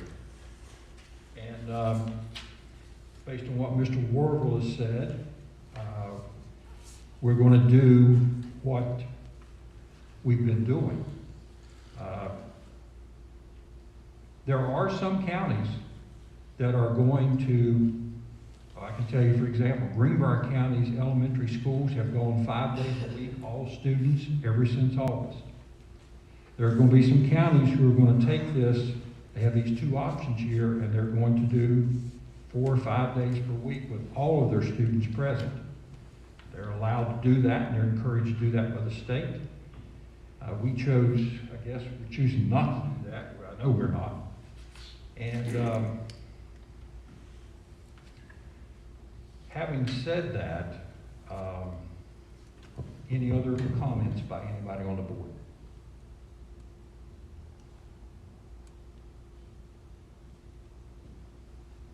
Okay. Then we are at a point now where we can go to personnel items. And we'll do personnel items. We have presented to us hirings. Everybody has a copy of this. This has been posted on the internet. We have a recommendation from the superintendent on hiring of Wendy Basham, Emily Vance, and Brittany Christian. And we can take those together if that's okay. All right. Chair would entertain a motion. I make a motion to approve the superintendent's recommendation. Chair seconds it. There's a motion on the floor, Vice President Farley, seconded by the chair, that this board accept and approve the superintendent's recommendation on personnel items, employment professional, as previously read and posted. Any discussion? All in favor, please say aye. Aye. Aye. Opposed? Abstaining. 5 votes in affirmative. This board has approved superintendent's recommendation for professional hiring as posted. That brings us to the next item, is resignation, retirement, professional. I have here a letter of resignation to whom it may concern. I am writing to inform the Summers County School System that I am resigning my teaching position at Summers County High School to retire effective January 15, 2021. I value my experience in Summers County and the opportunity to teach the children of this community. Thank you, Brenda Braswell. As a board, we want to thank Ms. Braswell for her many years of service in this county, and please convey that message to her if you would. Mr. Hartwell, I'm sure you'll see her tomorrow. And so we have this resignation.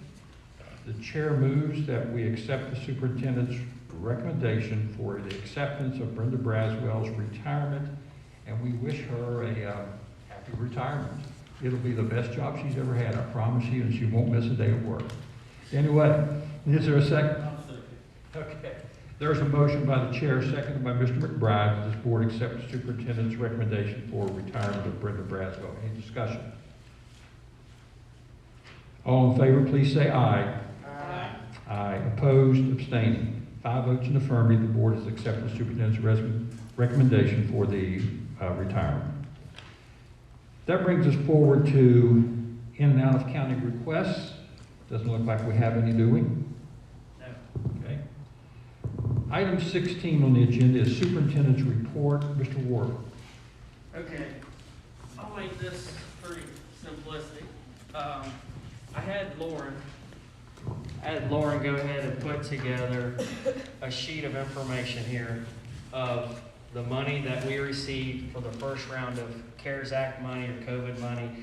This county received $937,137.27.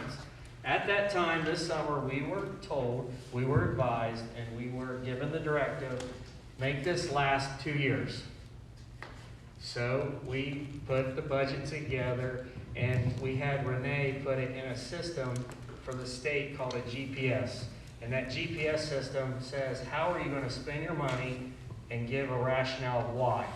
So we put X amount of dollars in transportation, food, education, technology, cleaning supplies, or PPE, now that we all know that.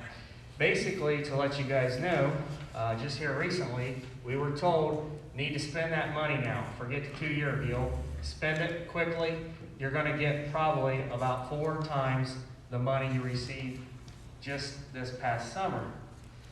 Lauren, correct me if I'm wrong, around $3.4 million will be coming to our county. Around $3.4 million. So we need to make that money last until 2022 of next year. So that's what I have at this point in time. We do have a new president coming in. I don't know if we'll get another round of money, but I'm just telling you right now, as of today, we need to spend this money that we have. So far, We have spent $270,707.70. We have encumbered $240,918.40, which is $425,511.17 left to spend. We've done a really good job of keeping track of our money. Right now, we have more than a warehouse of cleaning supplies, and we've been pushing that out to the schools, and then recently we purchased plexiglass. I've also asked teachers to give me some kind of wish list if you know of some items we can spend on that. You know, it's funny when you tell people give you a wish list. I know Santa's been here and gone, but we're going to try to make that happen. We've had reasonable requests. Nobody has asked for anything that was ridiculous. Actually, I was pleasantly surprised because they're good ideas. One idea that was submitted was from a teacher whose dad works in the hospital with helping out with air quality. So what we're going to do is Charlie has been given the task, I gave him the task, to look at making all our HVA systems better quality by adding to the air quality of our HVAC. Having said that, Charlie's working on that. So instead of just having purifiers for each classroom, which you would have to plug in and then take care of, why not just put it in the whole system above the roof? That's a good way of spending that money. Having said that, Jumping Branch Elementary doesn't have HVAC. Matter of fact, I can have on good authority that I'm not misspeaking, that we don't have even 3-prong outlets that's grounded, correct? So having said that, we can use our COVID money to now get Jumping Branch HVAC and electrical upgrades to use that money. Now that doesn't happen quickly, but we're trying to make it move as quickly as we can because that building deserves the same as the rest of the school buildings to have HVAC to make the air quality better. But you can't run good air quality if you don't have the right electrical. So I know a great guy I can talk to for guidance on that one. So right now we have $425,511.17 to spend. We're going to get $3.4 million roundabout, and we're going to try to allot that money like we did when we first got it. Can we allot it for clean air? And that's going to take a chunk of money. I don't know what that's going to cost, but when you have teachers say, hey, try this, there's some other suggestions that teachers gave, but I can't remember all of them. But the big one was the air quality for our teachers and our students. And I think that's very reasonable. And Charlie's such a good worker. He knows what he's talking about. I'm going to listen to Charlie. And then you have Mr. Leonard Price here, who not only fire marshal, but he also knows electrical. I'm going to lean on him because that was the other thing we talked about when we got our shots was, I can't believe we have a school building that doesn't have 3-prong outlets. And he said, no, they don't. And we talked about that. So we are trying to find solutions to our problems. And we're going to continue to try to protect our teachers. So again, if any educator in our system has ideas, shoot an email to me because so far they've been good ideas. And I'll steal them and use them to help out for protection for our kids and our teaching staff. So this is the report you all have that I asked Lauren to put together. You can see how we had money for employee salaries and for encumbrances that we've had to put in for our salaries with our employees. I do want to caution everybody that December 31st was the last day we could use COVID money for teachers who either got COVID or had to be quarantined because of COVID, and we cannot do that anymore. That has expired. Now, some counties are paying for that, but they have to do it out of county funds. That's a slippery slope when you do that because we don't have the county funds like some of these other counties that don't really need the state aid formula like we do. So we have to be very careful to work with them. I have told the employees that teach, I said, since you all can actually teach remotely from home if you're quarantined, that's okay. We can provide a sub in your building to watch the kids, but you can still teach and not use a sick day. What happens though is you get into a situation with bus drivers. They can't work remotely. Cooks can't work remotely, and neither can custodial staff or aides. So we're trying to make it as fair as possible, but let's be honest, it's hard to differentiate that, try to work with people when we're told you can't spend COVID money to make up the difference. They want the money to go to more cleaning supplies, air quality, stuff for the teachers in the building, not to provide sick leave, if that makes any sense. So before I give the microphone back, because that's all I have for my report, does anybody have any questions that I can try to answer at this point in time? We will make sure we put this out on our website so people can see this as well, to be transparent on how we've spent money at this point in time. Okay? Yes, sir. I just want to thank you and all the staff, all the school employees, all the staff, for the job that y'all are doing. This COVID-19 is no one's fault, especially here. And we all appreciate what you're doing. Everyone in the school. Well, I appreciate that, and everybody's pulling their weight. We're just trying to make it work, and I appreciate that. But if you guys could, real quick, Charlie's doing well. Don't give him too hard a time. I'm giving him a hard time for you. He's busting his chops. You never know that he had to get some stents put in. He is a worker, and he's hard to keep away and say, take care of yourself. I called him Lazarus too. He has risen, and he is now working, and now he's on the roofs. And I'm thinking, gosh, this guy's doing well, and now I'm putting him on a roof, and he's looking at trying to make air quality better. So I'm going to listen to Charlie. Charlie knows what he's talking about. He's really good at homework on that stuff. And it's going to be easier at the high school building. We just put $4 billion in an HVAC system. That's going to be the quick fix. This building, and it will be a little more difficult. Talk will be easier because it just was built recently in the last decade. The hardest one is going to be Jumping Branch, and we'll get through it. It's just, they're going to get a whole new system. That'll be an easier fix. Everybody else will be in addition to their HVAC system.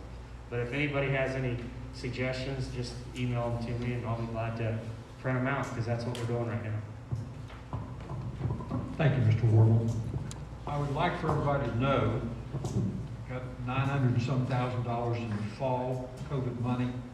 There's speculation we may get $3.4 million.